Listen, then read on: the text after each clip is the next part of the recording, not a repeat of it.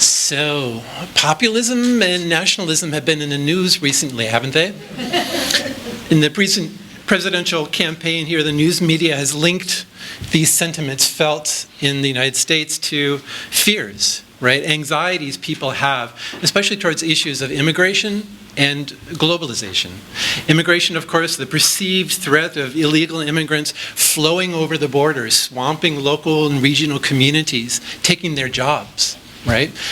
Bringing with them beliefs and practices and ways of life that are seen as non-American, or in some cases un-American, thereby changing the very character of these communities.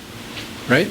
In terms of globalization, similar thing, these massive international trade pacts like NAFTA, lowering the boundaries, in a sense giving a green light to industries and businesses to leave in search of cheapest labor and such, thereby also changing the communities, changing the very character of these communities back home. What these two sentiments share in common is a perceived threat that the fabric, the culture that binds these communities together and gives them identity is changing. For some people, these threats, of course, are existential, that the threats posed actually a threat to the very existence, very survival of these communities themselves. And as you can imagine, these leads to very powerful emotions among people. In response, people are attracted to movements, individuals with populist, nationalist messages here, raise the border walls, reassert national sovereignty, more clearly define the us and the them, give more preference to the us, of course, and insisting that government represent the interests of the so-called common people, right? And oftentimes portraying the existing government that is as elites, insiders, out of touch with the common people, corrupt. Kick the bums out is really the response to this. In Europe, of course, the United States is not the only place where these kinds of practices, these kinds of situation is going on. In Europe as well, all is not well with the establishment political parties out there. Populist parties are gaining popularity in France, Germany, Britain, the Netherlands, Italy. As in the US, the European populists draw support from the rural populations, who are clearly anxious about the future into which their nation is progressing. Those of us studying Mongolian culture and society have seen similar trends of populism and nationalism going on in Mongolia, especially in the past decade or so. As in the US and Europe, Mongolians, especially those in the countryside, have a great deal to be anxious about these days. The collapse of rural infrastructure, making it increasingly difficult for herders to get their goods to markets, persistent problems with schools, healthcare, stagnant wages, pensions, rising prices, as well as the worsening effects of global climate change. All of them are continuing to bring about promote a high level of migration, internal migration from the countryside into the city. This rural to urban migration to Ulaanbaatar. As I understand now, more than half the population now lives in Ulaanbaatar, in and around Ulaanbaatar. This is something I've heard recently. And really raising questions about the long-term sustainability of nomadic pastoralism itself, right? These are fears and articles and such that are coming from inside Mongolia and outside Mongolia as well. This is very scary stuff. One issue in particular, mining, has been focusing the attention of populist leaders in Mongolia. As global commodity prices have risen in the past decade, multinational mining corporations have sought access to the precious metal reserves in Mongolia, of course, gold, silver, copper, among other things, especially in the Gobi Desert region. The government, for their part, they see the possibility of wealth here. They see a possibility of working out trade deals with these companies that brings in billions of dollars for the national treasury, thereby helping the people of Mongolia. But the opposition, for their part, both within the government and outside, cry foul, right? They see warnings, or they warn that the government has undervalued these commodities, giving in, selling out to the foreign interests, giving away the nation's wealth, and allowing the opposition to portray the government as corrupt, as out of touch with the common people. In addition to that, there's the very real fears of what mining can do to the areas, to what effects mining has in ecologically sensitive regions, such as the Gobi, such as around the Oyo Tolgoi, massive mining complex in the southern part of Mongolia. Activist groups have documented how herders' wells and streams that herders have used to water their animals have been drying up in recent years, especially connected to this around the area of this mine. They draw a direct causal relationship to that.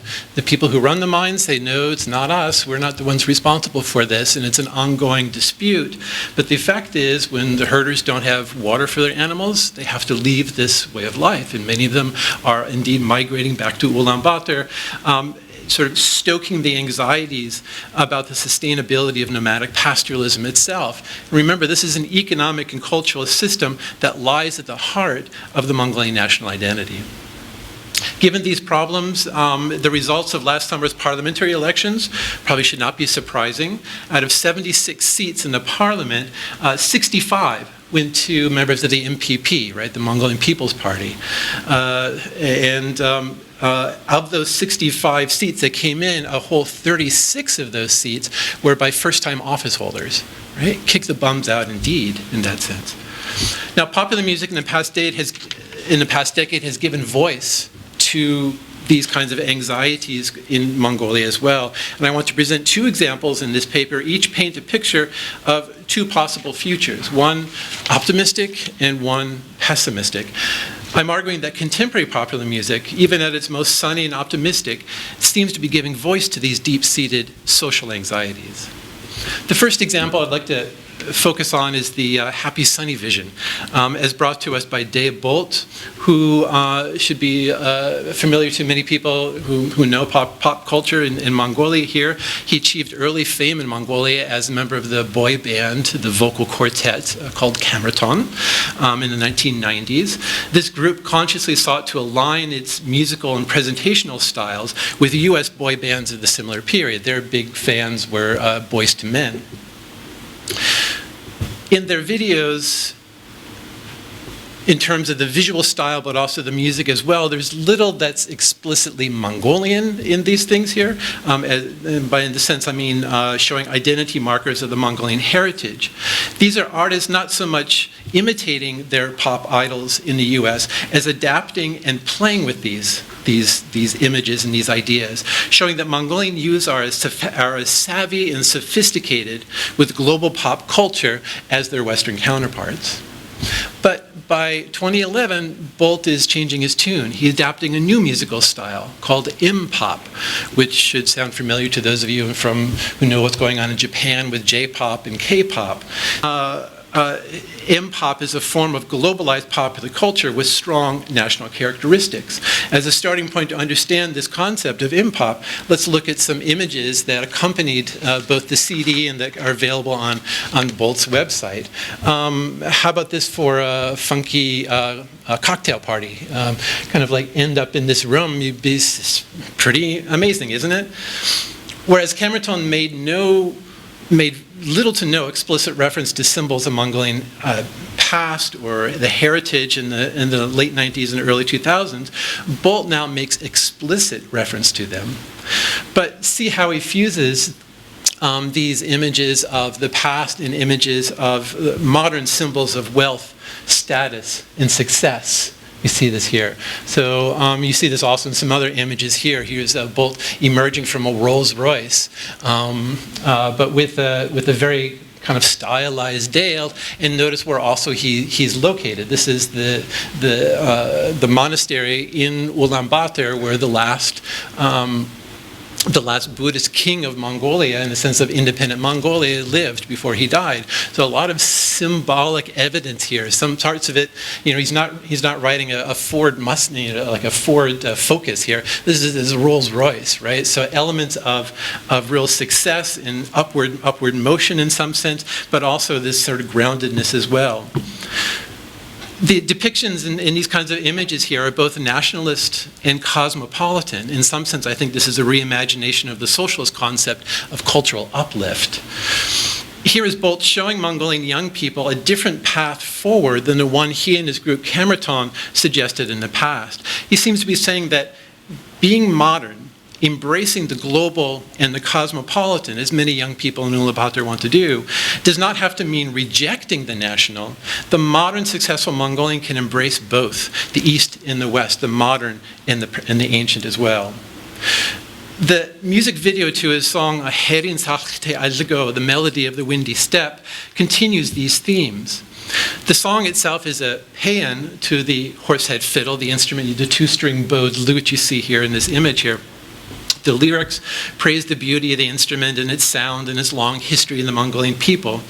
The music video visually is packed with images taken from Mongolian cultural heritage that most Mongolian viewers would immediately recognize as tropes of national identity. Young men wrestling with horses, folks presenting tea in very traditional ways, dancers doing traditional dances and things like this. I want to show a little video of this here, a little clip of this. And as you watch, notice how easily, how smoothly we mix together the ancient and the modern, how much they coexist in Bolt's world.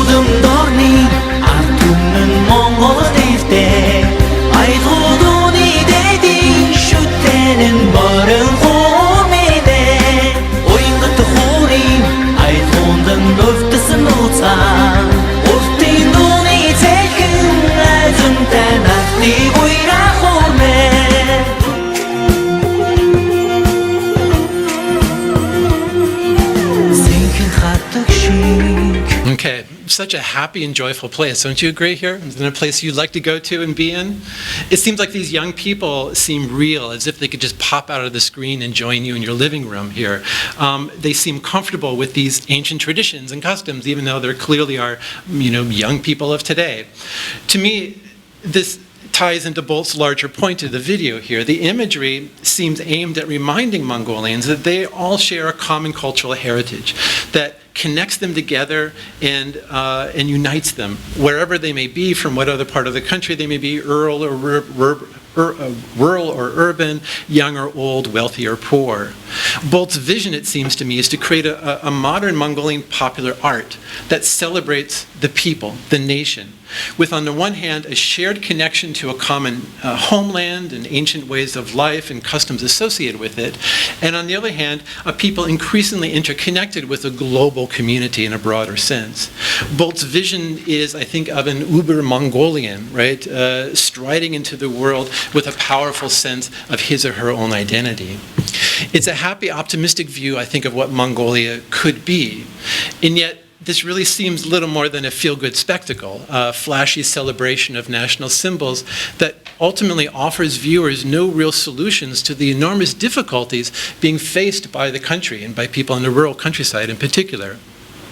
Given Bolt's close ties to establishment institutions and politics, we probably shouldn't expect anything more radical to come from him, but it is clear that his turn toward embracing the national in his musical and presentational styles does suggest he's responding to the changing audience, one more receptive to such ideas. Now, I want to contrast Bolt with another one here.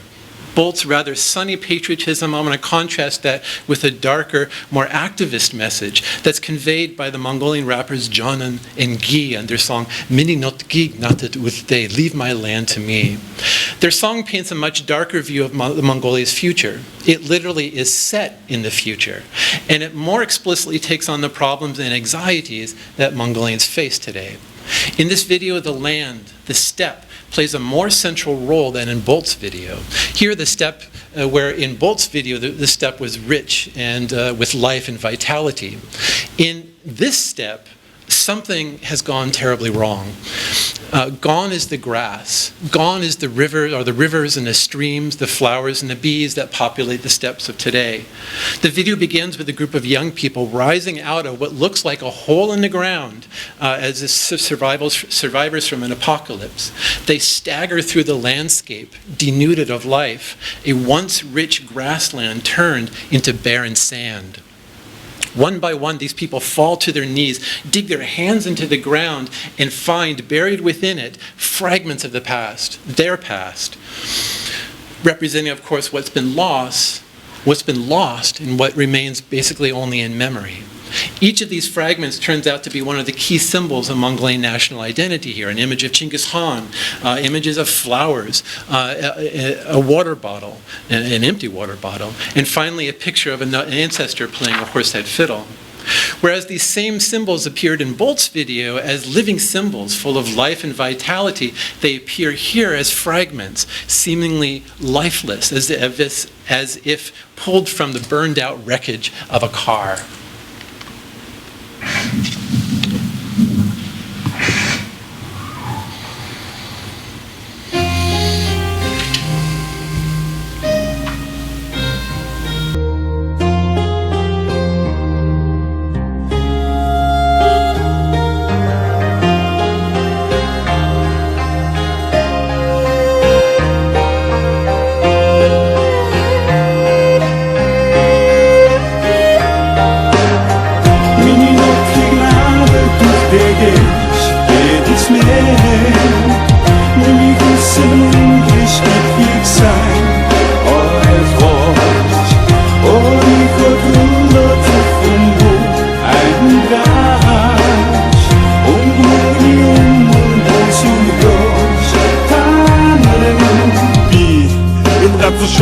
Эцэн өвдөлж үлдээсэн надад төвөгдээд цэцэг минь өдий хүсэл бусдад алдаагүй ч эцэстэн үр сатан мөнгөөр арилжихыг үтсэн би азгүй хүн би хувийн заяагүй хүн амиа өгтөө эцэг минь биднийг огтох хаяагүй юм харин би дуурсныг үр ачаа марцаа мөнгөл байвал болоо гэд эд баяхийн зарцаа баялаг ихээр юуд материалыг зүйлийг хайн вэ чихэн баялаг над газар дорчин байхгүй чиний цус чиний ухаа чиний газар шороо түнээс сургах ургамал чихэн баялаг гэдэг дороо алтыг мөнгөөр зардагч мөнгийг хүн идэдгүй үсийг мал идэж малыг хүн идэдгээ мэддэггүй болсон юм гэж юу арай үгүй Монгол гэдэг хийсэн зүйл ирээдүйд бид үзэхгүй хил мал гуравтайгаа хим баян Монгол баян хил мал гуравтайгаа хим баян Монгол баян миний нотыг надад түгээж эдгэснээр миний хүсэл хүчийг сайн ойлгож өөрийгөө түлхэж хүмбүү ангаж өнгөний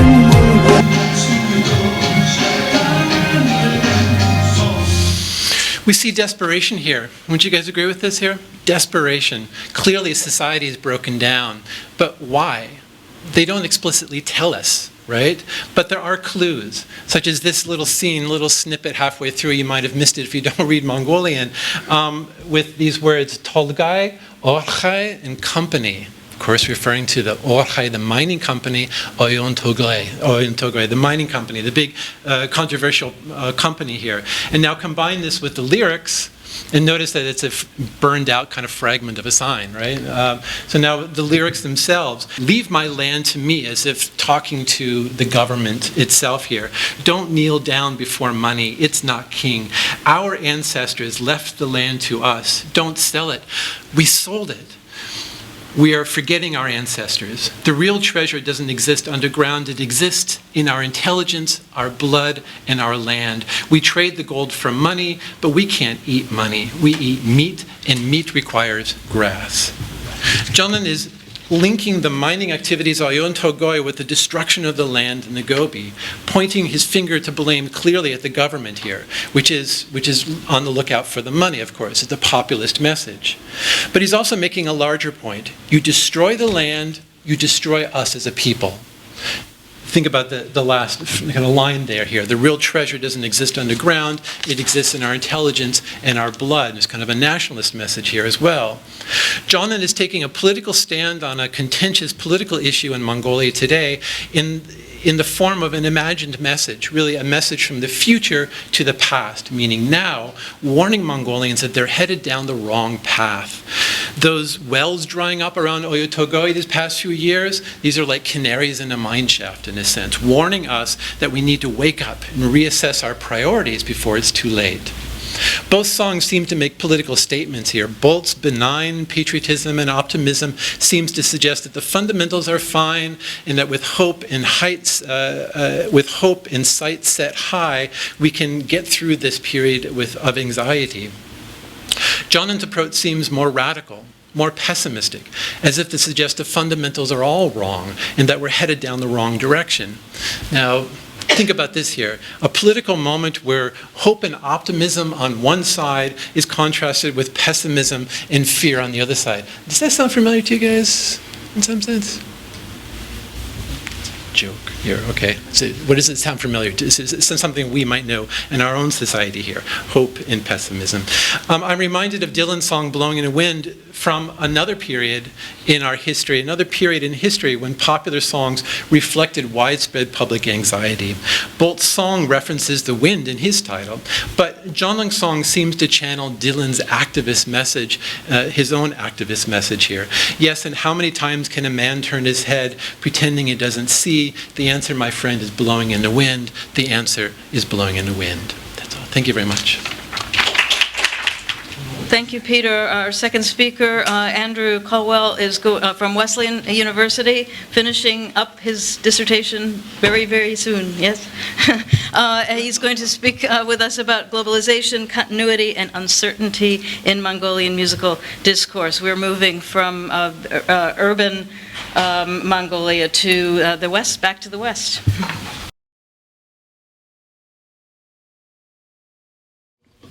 First of all, thank you very much for organizing this and having me here. It's an honor to be here and commune with other scholars and musicians from or in and around or concerning Mongolia. So, the word diaspsis or globalization is a fairly new entry into the Mongolian language that seems to have entered general discourse in the 1990s, just after the fall of socialism in 1992. For example, Tevin and Bowden's dictionaries, which were printed in 1966 and 1997, do not even define the term, unlike online dictionaries such as Bolor. And like its English counterpart, diaspsis seems to stand in for a host of concepts, assumptions, perceptions, and implications that do not seem to be perfectly clear to many scholars or my research associates, requiring caution. In response, I would like to review what my research associates, primarily Humich, think about globalization and how their musical perspectives overlap or conflict with predominant political and scholarly discourses regarding Mongolia's relationship to the global. In particular, I want to be mindful of Torino's critique of globalism, the discourse that implicitly equates globalization, a seemingly universal process of integration across national boundaries, with neoliberalism, the particularly Euro-American economic and political project of unrestrained capitalism. Globalist perceptions directly inform the discourse in or about Mongolia and globalization. For example, Alicia Campi writes how, quote, with the shift to democracy, Mongolia in the 1990s was exposed to the modern Western world and the whole issue of globalization, end quote. This statement, although seemingly innocuous, implies globalization to be synonymous with westernization and modernity. And before its advent, even under socialist development, Mongolia was not yet modern. Similar associations prompted scholars and intellectuals like Batbayar to frame Mongolia's post-socialist development strategy as, quote, a search for a new identity, end quote. However, his view presumes a particular kind of development within which the new identity must unfold, neoliberal capitalism. The more famous exponent of this same view is former President Enkhbayar, As he is famously quoted, quote, "It is not my desire to destroy the original Mongolian identity, but in order to survive, we have to stop being nomads," end quote. This is the next president. He echoes the sentiments of much of the Mongolian political or business establishment. Modernity, technology, and the global economy are inherently at odds with nomadism, tradition, and the origins of Mongolian identity itself. The future is sedentary, capitalistic, and thus Western. Of course, this view ignores the work of Humphrey and Sneath, among many others, which demonstrates how mobile pastoralism as an economic practice has long intertwined with other forms of economies throughout history, challenging the Eurocentric discourse of nomadism as an outdated mode of primitive, undeveloped living. The above globalist statements hinge upon these same nomadist presumptions about mobile pastoralism. The question of how to develop in a global world, in short, is primarily political, not economic or cultural, and certainly not inevitable, as the musical scholarship, discourse, and history suggests. It presents a more complicated global picture for Mongolia. In particular, two post-socialist themes recur in my research on Mongol humi, or throat singing, when I discuss the global with my associates. That's me suffering, losing the competition. What strikes me about these two post-socialist themes, the question of globalization, of a common world, and the lament of authentic quality, is how they partly parallel the globalist discourses mentioned above, while also contradicting them. The lament of authentic quality, for example, seems to confirm neoliberal perceptions of inevitable capitalism at odds with mobile pastoralism. However, the history of authentic quality lies firmly in socialistic intervention and modern encounter with similar outside forces in the form of Soviet-imposed cultural development. The exemplars of this authentic quality played into novel aesthetics based around European concert hall performance in order to address national and international audiences as remarkable voices of Mongolia. Contemporary actors hail these performers as the most Mongol of Humich in terms of style and aesthetics. In short, the voice of Humi implies that the origins of Mongolian identity, to recall Enkbayar, do not simply lie in mobile pastoralism alone, but also in the entanglement of mobile pastoral, socialist, and global circulations of peoples and ideas. For example, Badra, who himself coined the concept of authentic folk art, or Artinyas Gorotlak, in the 1970s, invoked the primordial and mobile pastoral indigeneity that is coeval with, no longer subordinate to, European classical music. He gave Humi and Longsong as his prime musical instantiations. Along with Jan Sanarov, he then set out to promote the concept in public life in the form of two influential festivals in 1983 and 1988, among other important concerts. Predominantly rural practitioners performed at these festivals, at which professional musicians took notes, resulting in the concert aesthetic that epitomizes the politics and poetics of this authentic quality, but which is still partly socialistic in constitution. The resulting aesthetic of these festivals would come to influence how contemporary bands, beginning with Ekshiklin and continuing now with Husukton, among many others, perform in more Mongol and more authentic ways in order to conjure this coeval indigeneity. My point is that this form of indigeneity co-arose in relation to forces that one could also characterize as global in some senses of the word. Socialism was an encounter between mobile pastoralism, among other lifeways, and Eurocentric modernity, during which Mongol actors created novel aesthetic, economic, and political structures. Out of this encounter arose musical practices and aesthetics that many today now consider to be indigenous or authentic, despite their socialistic or foreign elements. This history shows how the Mongolian encounter with modernity, whether in its socialistic or capitalistic form, does not inevitably prescribe or deter the development of indigenous expressive practices. Rather, it is an ideological and political matter of how elites and practitioners engage with each other, as happened in the 1983 and 1988 festivals. The other post-socialist theme, the question of a common world, is an expression of caution in the midst of the global. Rather than an overarching and homogenizing process of globalization, this theme implies the global to be an imminent realm of uncertain possibilities. It behooves actors to draw upon available resources and multiple legacies in order to survive economically, culturally, and politically. In contrast to the narratives of neoliberalism and globalism, this view still asserts the past to have a future, and the future is equally a proper time space for indigeneity. I witnessed this perception of the global as in practice when conducting research in Chandaman district. Community leaders and established Humich wanted to address national and international publics with a documentary that would promote and help consolidate their positionality as, quote, the birthplace of Humi, a very contentious claim, of course.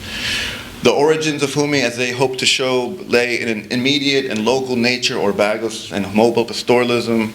From the cultural center to the dress and posture of the performers and the documentary's overall aesthetic, the forms and frames they employed to describe these origins, however, were highly socialistic in origin, not simply mobile pastoral. These actors seem to say that being Mongol, or rather being Chandaman, is not only about nomadism and a bygone past. It is about worldly engagement and address with one's origins and originality. And onslok, or esvel overmuts. And while they spoke about preservation and protection, the results of their efforts were dynamic and experimental. Notably, one of the project leaders, the famed Humich Sengadorch, drew upon his international touring experiences to explore various performance formats that, in effect, were attempts to become audible to a global world that quite literally connects with the district in the forms of tourism, music festivals, or research projects. These actors demonstrated how the origins of Mongolian identity in mobile pastoral places did not necessarily imply a static and immobile sense of belonging at odds with globalization. To the contrary, mobility, a basic technique of pastoralism in Mongolia, necessitates innovation and compatibility with the rest of the world, as Chandaman district seems to demonstrate in some ways. Although a rather exceptional case, I believe that they register a more widespread attitude or approach to change in Mongolia. This is Stolpe's point when she refers to, quote, a dynamic repertoire of interpenetration patterns that, within indigenous Mongol educational practices, has long been responsible for incorporating imported models to fit local value orientations before, during, and after socialism. Even the translation of socialistic concepts into Hoch Mongolian evince similar interpenetration patterns or concatenations of inherited and imported meanings and values, as Tenzin Solmon's conceptual history of the Eurocentric yet reworked culture concept demonstrates. Culture, the English notion, is not precisely kultura in its Soviet sense, and kultura is not exactly soyuz in its Mongolian sense, at least because of these basic translational realities and at the most because of local frames of awareness through which any people understand novel concepts. And similarly, globalization is not necessarily dayashis, a process I could only hope to understand by talking with my research associates, not solely through the terms of Euro-American scholarship on the topic of globalization. Dayashis could easily imply a more Mongol way of belonging and relating with the global world, as Chandaman district and the socialist era formation of authentic quality seem to demonstrate, as I'm arguing. To conclude, the question of a common world and the lament of authentic quality, these two post-socialist themes, reveal a host of problems, perceptions, and practices that inform a Mongolian engagement with the global, but only insofar that they also reveal contradictions, entanglements, and solutions that are inherent to Mongol experience and inheritance. These themes complicate the global picture in Mongolia and challenge the globalist narratives of many elites. Inevitably, my associates would ask me what I thought about these two post-socialist themes as a researcher doing work on music and globalization in Mongolia. My answer has always been that the real issue is not economic or cultural, and thus inevitably about westernization and incompatibility, but rather political and creative. Professor Otseren, now retired, demonstrated this answer, in ways that I am arguing seem to demonstrate this answer, with his nature study courses, Bagling Sorgast. These annual field trips took conservatory students into the countryside for 2 weeks to learn Humi and the oral presence and influences of nature, or Bagl, but he had to pay for these trips out of his own pocket. Here I identify a space for research to voice and present such projects to policymakers in a bid to shift the priority away from international registrations and certifications, which seem to have had little tangible effect upon non-institutional practitioners in the form of economic support. And that's a topic that I'm further researching, and I'm basing that upon my research in Homina and other genres. Rather, I see a space for the direct advocacy and economic support for innovative and highly mobile projects such as these. Thank you. Our third and final speaker, Cahrlotte from Loyola University, Loyola Marymount University, and we're still in California, is going to be is taking us to Inner Mongolia. She's talking about grassland music in the city, urbanization and cultural change in Inner Mongolia, China.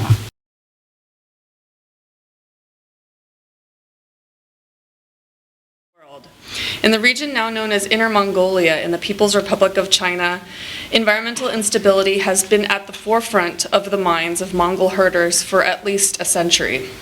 Han migration into the region in the late 19th century took an immediate toll on the natural environment, a toll that has only worsened in the past 3 decades through development projects, urbanization, and mining.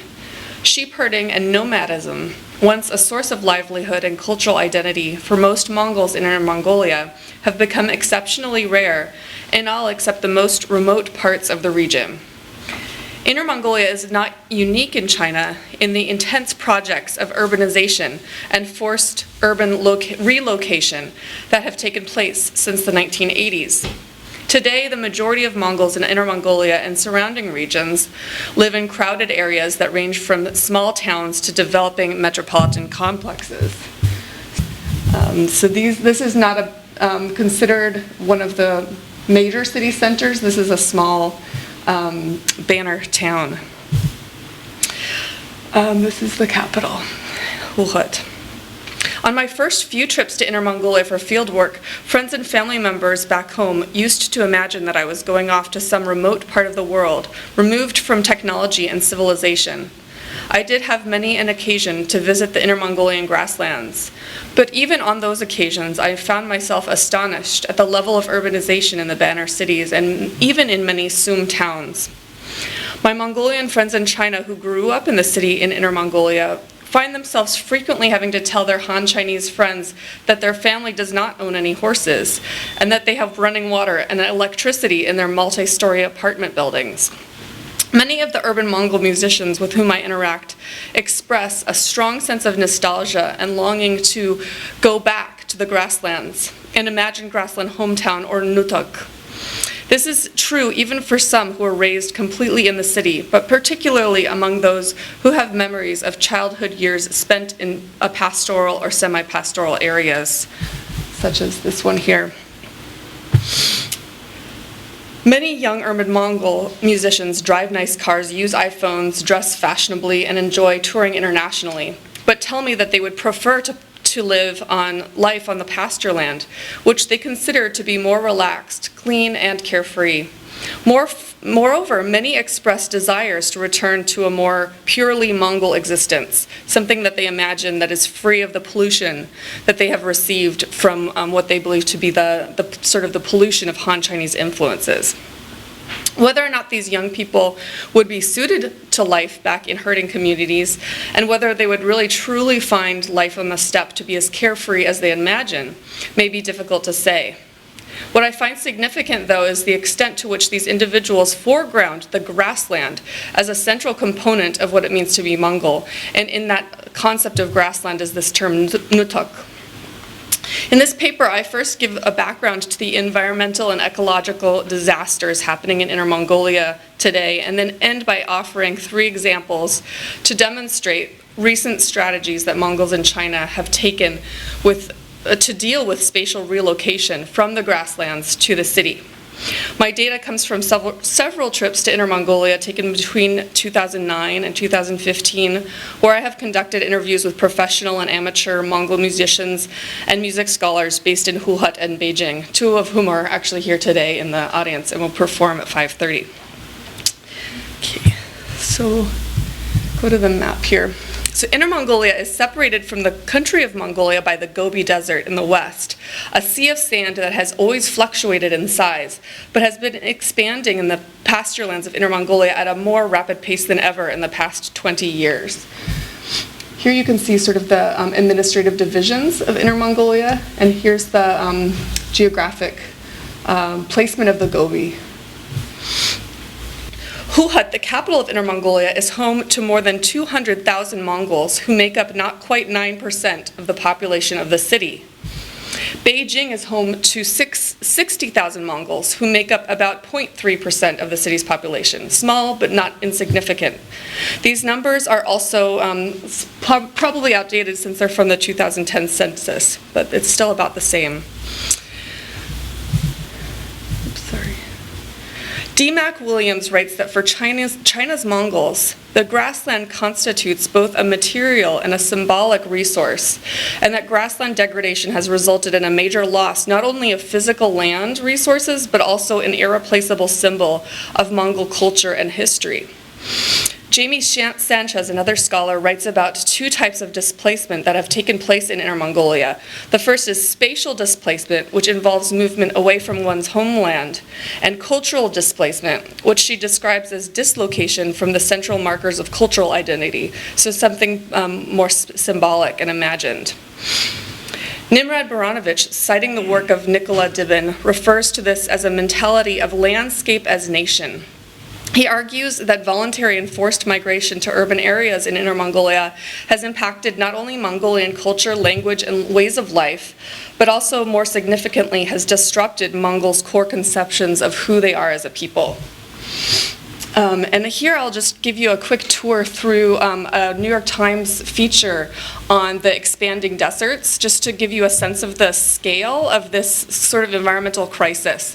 This is something that's been happening for over a decade and impacts Beijing because of sandstorms that are sort of all this loose gravel and sand is flying to Beijing and blamed on the herders. So you can see sort of the Gobi Desert there. So this is the government policies that are designed to prevent the grassland degradation. So they have privatized pasture land and reduced the numbers of animals that herders are allowed to herd, thinking that this is one sort of scientific method to reduce the degradation. These methods are generally forced upon people. So these fenced grassland enclosures, limits on the size of herds, and then, as I mentioned before, the forced relocation of people to the city as ecological migrants. And so the policy assumption here is that degradation is the fault of the Mongols, and that it's their overgrazing of the land that is causing this desertification. So what the scholars have been looking at recently is this idea of traditional ecological knowledge, and that actually the way that Mongols and other people, indigenous peoples, used to regulate the land, I think both Sunmin and Jennifer already spoke to this, that they have this very, very intimate knowledge of the land that helps them to manage it just perfectly, and that it was sort of overpopulation that created all these problems. So I'll just give you a couple of quotes here. I have to go fast in order to get to the musical examples. But this sort of idea that the Han Chinese may have been more advanced technologically, but they are actually quite backward with regard to environmentalism. And this is kind of a strong statement. Baranovich was able to collect this statement in an interview. In my own fieldwork, I had many, many people expressing these same sentiments. They say, you know, the government is always talking about environmental protection, but it is all talk.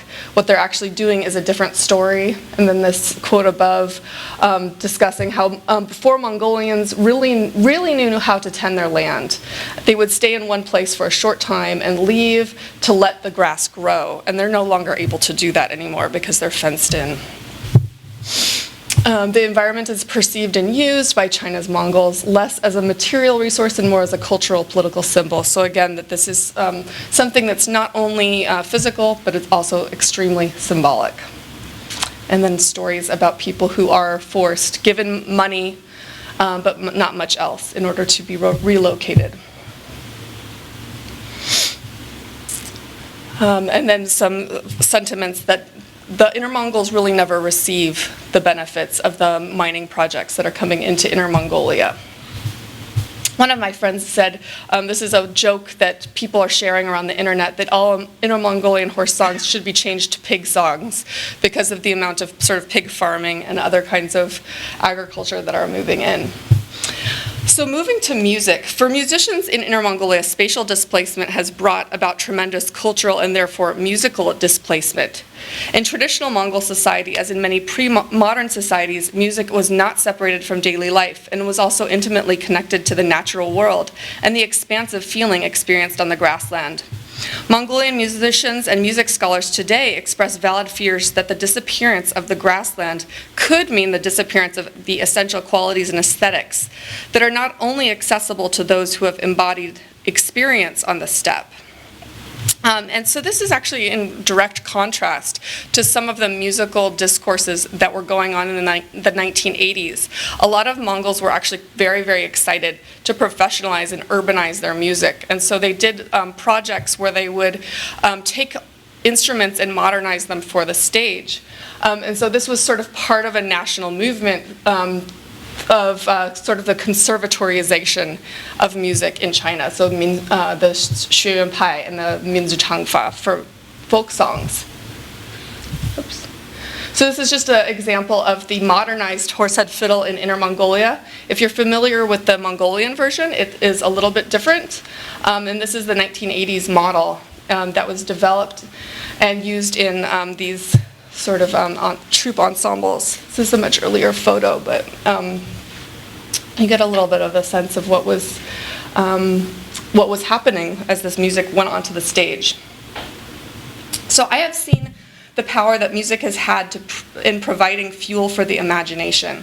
When people sing long song, for instance, they are called upon by their teachers to imagine what it would be like to look out upon a vast expanse of green rolling hills and to feel the wind blowing against their cheeks. So in contrast to the desire to modernize and push ahead to a future and musical sort of virtuosity, people are now kind of thinking about the music that they used to, the sort of imagined music that they used to perform on the grasslands. Many horsehead fiddle players who render long song on their instrument are now criticized for rushing through the long song phrases, just like they rush through the city on the way to school. Music, even in the city, seems to offer a place where grassland memory, perhaps in an overly romanticized form, gets passed on and reinforced as an ideal.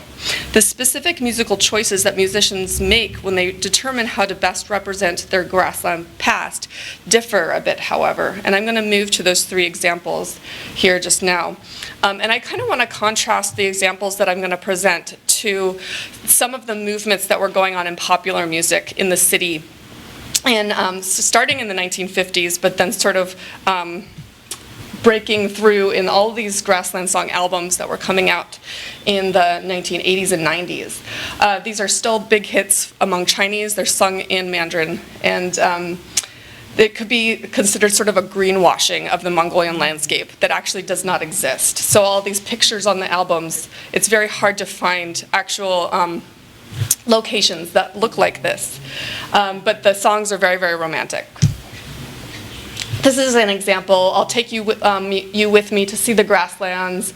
It's very romantic. It's it's a place where we can enjoy the white clouds and see the blue, blue sky, all that stuff. So people are very sarcastic about these songs, especially the Inner Mongols who know the reality. They say these songs are nothing to do with the real grassland life. It's just those results of stage adaptation and sort of sinification or Chinification. These composers are doing a terrible job of arranging folk songs. It doesn't sound Mongolian at all. So this is the kind of discourses that I heard about these grassland songs. This is a quick example showing that actually these grassland songs are very meaningful to some Mongols who do live in the city who actually lost their language. So many of these Mongols who are urbanized actually don't speak Mongolian anymore.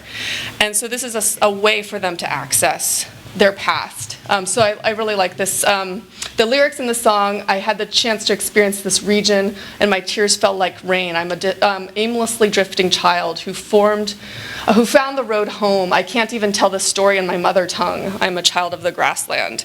It's a very famous song in Inner Mongolia. So in the very recent decade, there has been a trend to kind of turn away from this style of Mandarin language song and actually have Mongolians representing some of their traditional folk songs in their own language. There is still quite a lot of grassland songs in Cahrlotte, so I'm not going to say that there aren't, but there is this sort of emphasis on cultural heritage. And so two terms in general, in particular, have been coming out in the Chinese discourse. One is yuansheng tai mingge, and the other is the idea of the minjian yiren, or the cultural transmitter, the folk artist who's able to pass down this heritage. And so the minjian yiren, in the past, they were actually seen as very backwards, as unscientific. Now they're sort of uplifted as bearers of cultural heritage. Helen Reese has an amazing article on yuansheng tai mingge that I'll refer you to. She sort of shows how this is referring to the songs sung in unvarnished local village style and dialect by traditional local culture bearers. So very, very conscious contrast to the Minzu Changfa. So this is a really good example, I think, of some of this heritage seeking in the city. So this is a guy who has a YouTube, or not a YouTube, but his own channel on Baidu. And he just sings folk songs. He sings these storytelling songs and distributes them. So it's his way to preserve songs in an urban environment. Oops.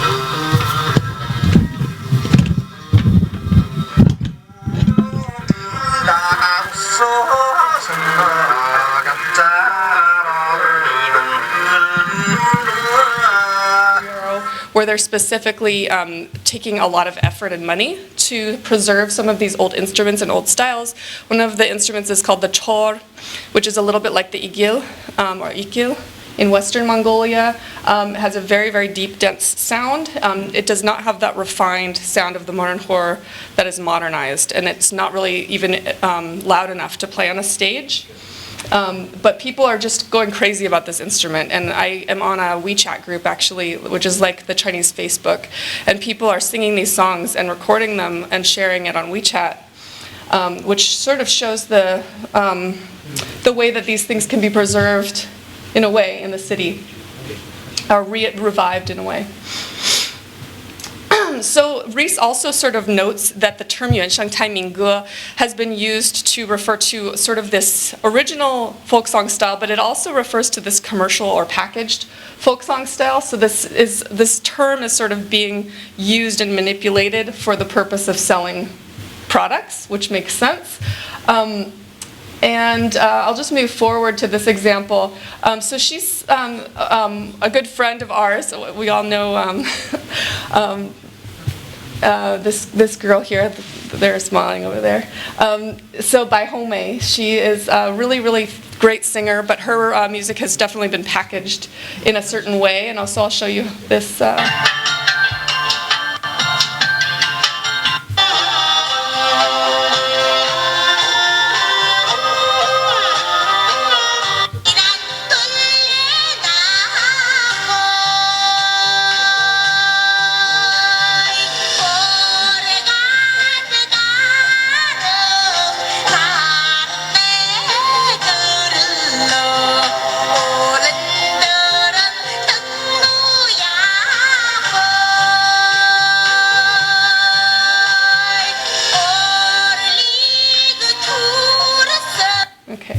You get a little bit of a sense of the, there's definitely some nostalgic packaging here going on. Despite the fact that she's singing a very traditional folk song, in Mongolian language, there's that sort of synthesizer background there. Okay, great. So I'm going to finish up. And this idea of yuansheng tai is definitely promoted in various other kinds of products that are looking at the grasslands as a source of their sort of purity. There are also singers who are using Chinese but criticizing the use of the land. Tungar is a very famous singer, and he's actually been very critical of the use of the land. And you see some of this here. The land of the blue wolf is yellow sand. It sort of evokes some of the ideas from Peter's paper. How lovely and lonely is that lush grassland. The third strategy, and this is the final strategy that I'm looking at here, is the cosmopolitan fusion. And I'm actually not going to go into this strategy because Tamir in Delhi later at 5:30 will actually be giving a very great performance that I think will give you a little sense of what young people are doing today in urban environments, taking folk songs and mixing various styles, making it very, very palatable for a global audience. They will not be doing this today, but a lot of these groups, they sort of use, they'll use djembe, they'll use didgeridoo, or whatever, happens to be around. And it's kind of a neat way to experience their sort of cosmopolitan reimagination of heritage. So I'll just give a quick conclusion here. So I share my fieldwork friends' concerns that there are only a handful of children today who experience childhood on the grasslands, and that this has resulted in a serious decline in language acquisition and musical transmission. Without these experiences, at least according to my research collaborators, it may be impossible to preserve and transmit Mongolian aesthetics and feelings of the grassland.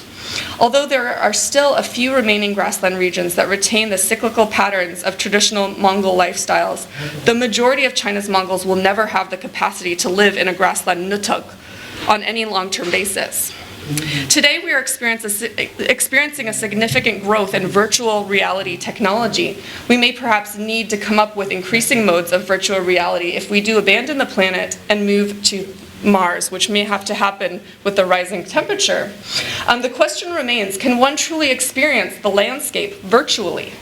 And are the meanings and experiences given to this perceived landscape really connected in any way to the lived meanings experienced in the past? Does music enable Mongols to experience this virtual nutuk through musical performance? And can this virtual experience facilitate smoother, meaningful continuity of Mongol heritage? Or is this a sanitized and overly romanticized nutuk? So I am inspired by those who are dedicated to overcoming loss and powerlessness through productive and collaborative efforts, something that I think many of us in the US can relate to right now as we feel powerless. Urban preservation of music is a last resort in Inner Mongolia.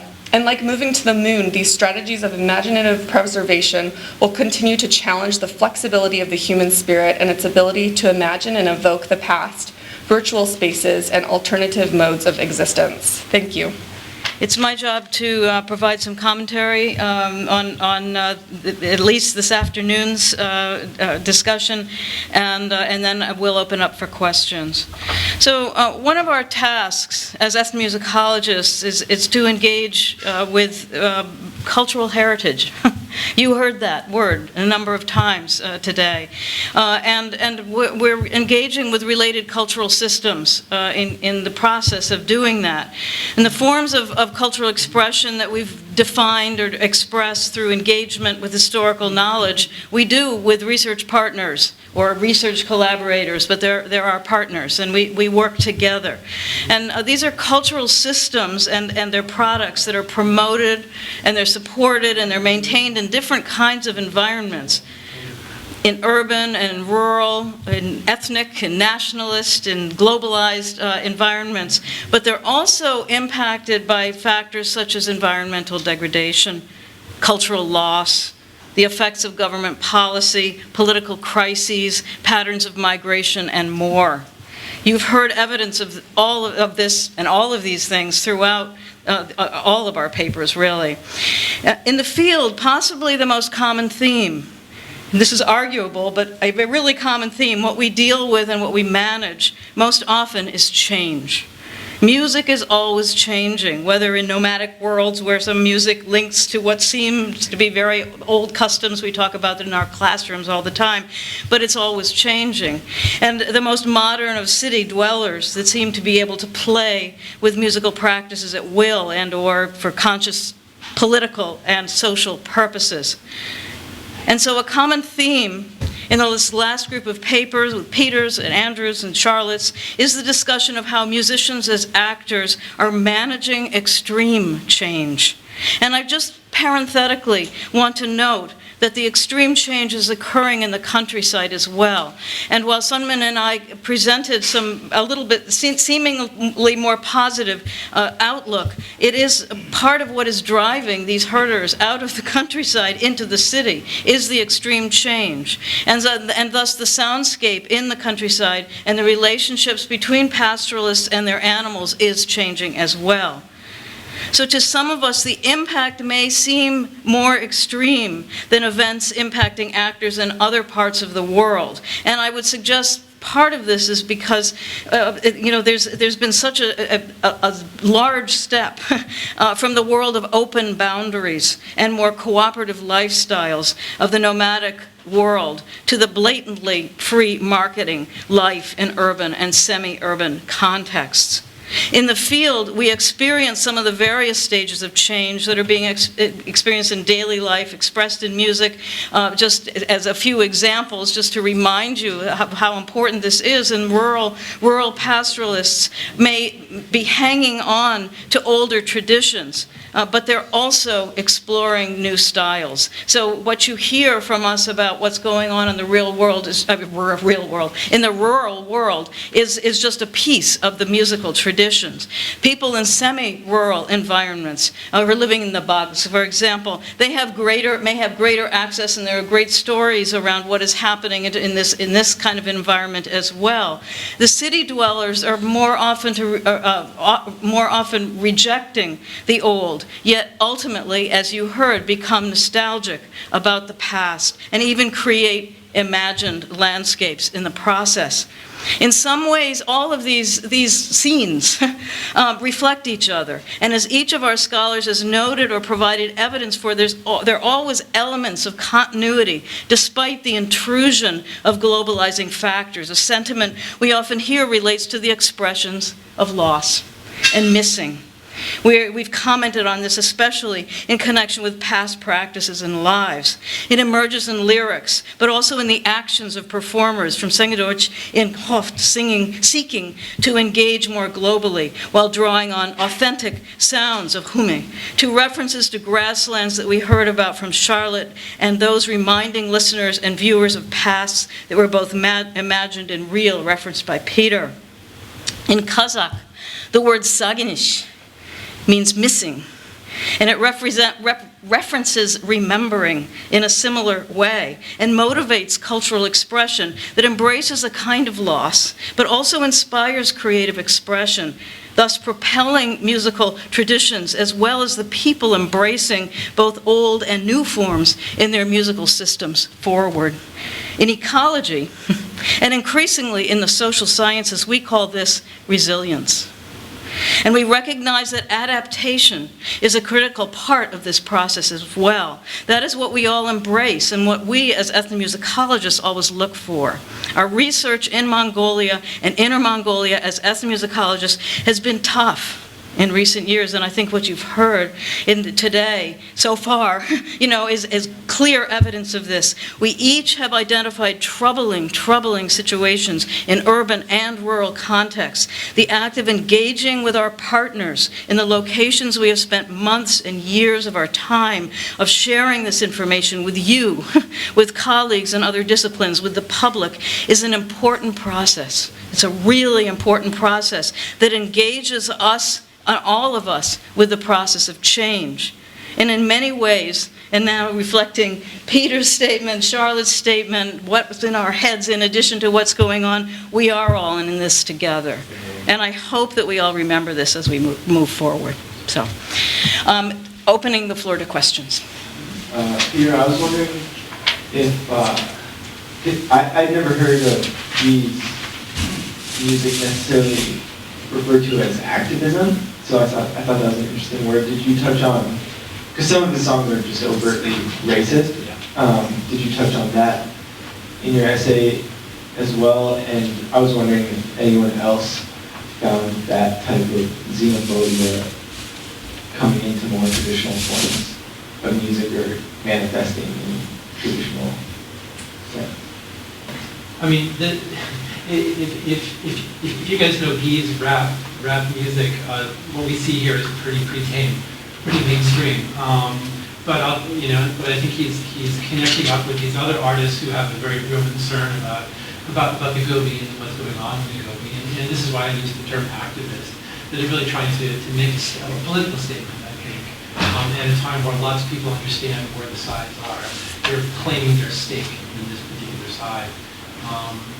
Yeah, but Guy's work actually does go off, in some sense, off into the deep end, into overt racism in a really ugly way. Yeah. So I'm not sure where to go with that. Yeah, I mean, there's fascist activism in Mongolia. There's multiple groups that voice themselves through hip-hop or a variety of other forms, whether they're musical or violent, in order to promote a neo-fascist Mongolian values in society. And, for example, Hoop Mongol and there's a whole range of videos that are explicitly about proactively engaging society and in violent and also demonstrative form and protests to promote these values, and this is just the tip of the iceberg. So yeah, it's a thing, and it is activism because they're promoting their values, but it's fascist because they are specifically promoting some of them are overtly Nazis, and some of them are just nationalists and have an ethno-cultural, primordial conception of who they are. Like, you're just Mongol and everybody else is not. Chinese people are the enemy. They want to destroy our blood and take it out. And you can even perceive some of that in the national cultural, the national strategic concept, where they identify, I don't know if they still do, but they used to protect the genetic inheritance, genetic heritage. So. This is what I was referring to when he was referring to blood. Yeah. This is our blood, this is our intelligence. The land is our blood in a sense.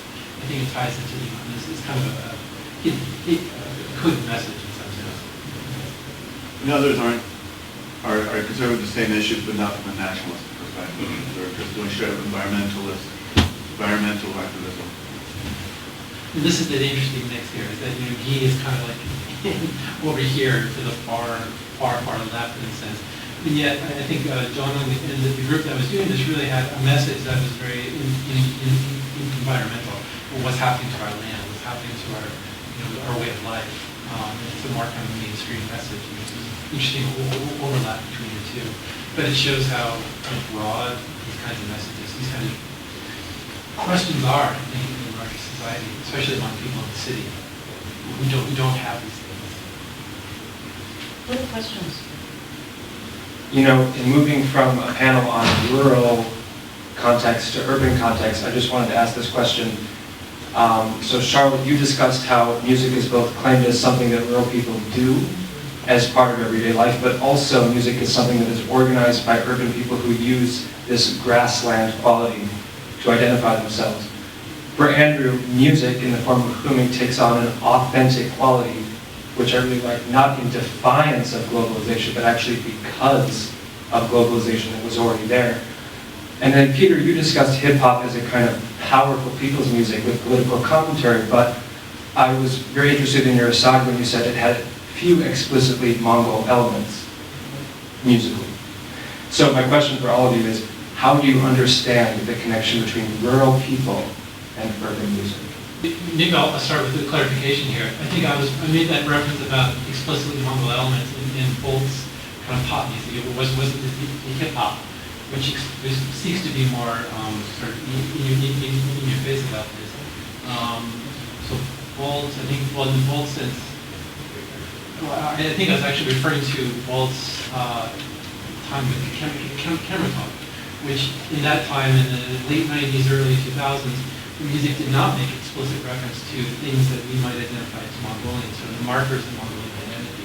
Even I met with that, and I found this widespread among many musicians. They actively did not want to engage with these activities, in large part because to many of the young people in their audience, they had been subjected to these things through song and dance shows growing up as kids and going to schools, and they want nothing to do with it. They want it to go in a different direction.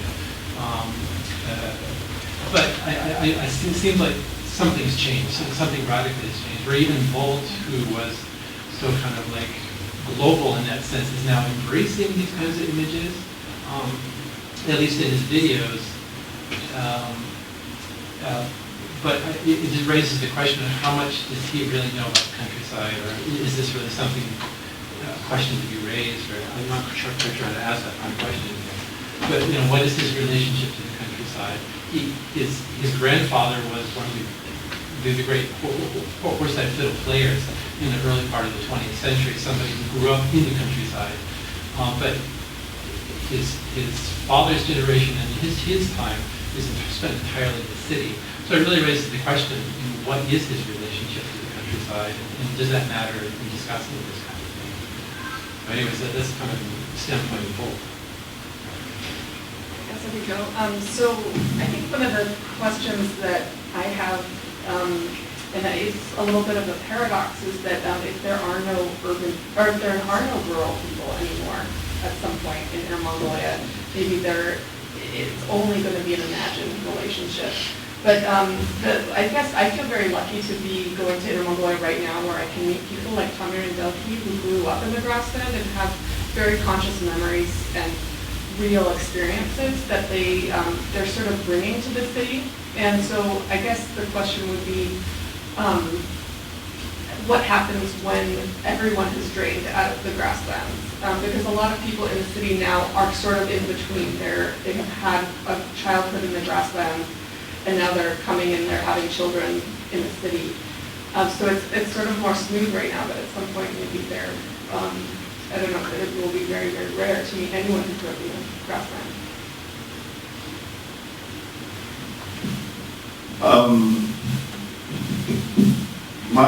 My discussion of this word authentic revolves around a conceptual history of how that word formed in its semantics and its performance.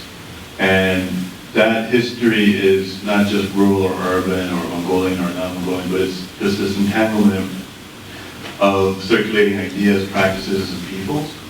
And that to me speaks to the complications that reside beyond the dualism between rural and urban in Mongolia. And that's what I'm interested in unpacking with discussions like the one I had today. So just to reiterate, I hope it was clear in the paper. When I use the word authentic, I'm using the word to easily refer in English during the paper to the Mongolian word Yasgur, which I trace to the translation of the folkloristic concept Ubadra, the folklorist who promoted it in those festivals, but the people who we worked with also imbued it through their own lives and practices with their own meanings, and they define the word completely in very different senses. So Badra was himself from Hof School. He moved to Ulaanbaatar, became an urban. He worked with people who were rural because they were practitioners, but also who moved back and forth between urban peoples and aesthetics and discourses and vice versa. The musicians who created professional forms of Yasgur, authentic art, were not necessarily urban people, but also professionals trained in Mongolia in the urban places, but who hail from rural places and maybe got sent back out into rural. If you look at people, these circulations of people's ideas and practices, they're back and forth through rural and urban places, and that's what the work of Thrift, the French researcher, who wrote a dissertation about this, about how slums, provincial centers, complicate the urban-rural dichotomy in Mongolia. Because you go to Changman, and it's like the people who are sedentary, they live in hashas, and these sedentary homes in the district, and they don't do herding, but they're in rural places, and there's and that's Hurbi in Chandaman is also lodged in the local elementary school, and the history of that school being constructed in Chandaman, which is a sedentary structure, part of the sedentarization project of socialism, as well as a cultural center. So it's a much more complicated picture. But so the rural people, urban music dichotomy is those are like points along the spectrum that is ultimately like a circular process, or like not spiraling it. Like so that's what I hope to underscore, and that I think can inform questions about what's next. Because when you look at what happened, you have perceptions and possibilities for what's next.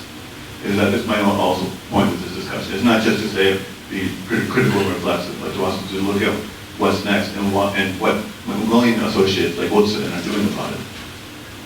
Thank you. I don't know how short this is going to be. I wanted to thank everybody for the really excellent and very provocative papers today. I just was very struck, Peter, when you were giving your paper at the interesting, visually symbolic poverty of the images that were marshaled in both of the videos you showed and reference being Mongolian or evoke a Mongolian identity. A portrait of Genghis Khan, right? A vision of flowers, a couple of things here and there. Sand is evoked constantly. And I'm wondering why, in the midst of all of this, is that a kind of repertoire of symbols that somehow comes from a conservatory experience? That where the richer symbolic body of Mongolian visual culture has somehow been lost, and now what we've got are these couple of things. Because I think there's this problem, and the other problem that strikes me in the material that you were showing, and I'm not sure, Andrew, because you didn't give us any sound, but I think this is linked to what you showed and also what Cahrlotte was talking about, is and I think Robbie just referenced this, is the lack of a kind of experimentation with the unusual formal qualities of Mongolian musical traditions. So my question, to get to it, is there then a kind of music that's being produced in Mongolia or written or performed in Mongolia that occupies the position that we would define as a kind of avant-garde within classical tradition? So we didn't hear that, and maybe perhaps we'll hear it when we hear some music, but that's it. I wish that could be a whole other conference, about what kind of interesting stuff is going on in the classical realm, and even in the electronic music and in the whole realm of popular music as well. What we show here is, what I showed is just two examples out of billions that we could have talked about. So there's a lot to be explored in terms of that realm. The other question, though, I was fascinated by the fact that you watch this video, which is very high-tech, kind of like, it's very well polished and produced, and yet they got this kind of like piece of this image of Genghis Khan that looks like it just came from a magazine torn out, images of flowers like on a tray you might serve tea on or something. I'm wondering what, couldn't they have found something nicer, for that? But maybe that was part of the larger point of just how this vast, rich sort of world that people growing up in the countryside or growing up in maybe the older world might have known has been shrunk down into just these little commodities. I think it's kind of an extreme thing that I do see going on when you watch people like Bolt. It was kind of, to me, I could just sort of check off the list of symbols you would have in that video. And they all seem so familiar to me, as if it's just kind of recycling a body of so-called symbols of Mongolian identity. You guys want to take off on that?